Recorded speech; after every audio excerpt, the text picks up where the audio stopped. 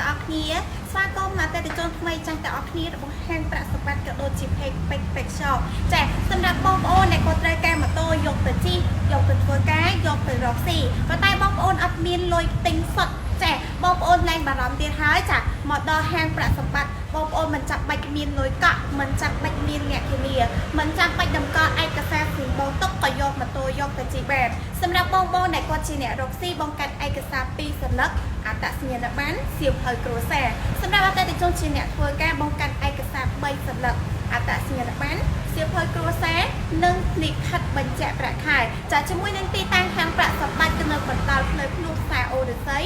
ផ្ទះលេខ100កែងផ្លូវលេខ125តនមកសាលាសង្កាត់បឹងប្រលិតចាជាមួយនឹងសាកយីហោរបស់យើងឈ្មោះហាងប្រាក់សម្បត្តិបងប្អូនអាចធ្វើការដើររើសយកម៉ូតូទាំងម៉ូតូតូចម៉ូតូធំយើងមានជាច្រើនឲ្យបងប្អូនទាំងអស់គ្នានៅក្នុងការជ្រើសរើសបងពេញចិត្តចាំយកមិនពេញចិត្តបងកុំយកជាមួយនឹងសេវាកម្មបងរំលោះយើងមានរយៈពេល1ឆ្នាំដល់5ឆ្នាំបងអាចធ្វើការជ្រើសរើសនៅក្នុងការបង់បានបងមួយខែ50មួយខែ60មួយខែ70មួយខែ8មួយខែ9តាមសមត្ថភាពនិងលទ្ធភាពរបស់បងប្អូនទាំងអស់គ្នាដូច្នេះសម្រាប់បងប្អូនដែលក៏ចង់បានជាមួយនឹងម៉ូតូយកទៅជិះកុំភ្លេចហាងប្រាក់សម្បត្តិបាយបាយ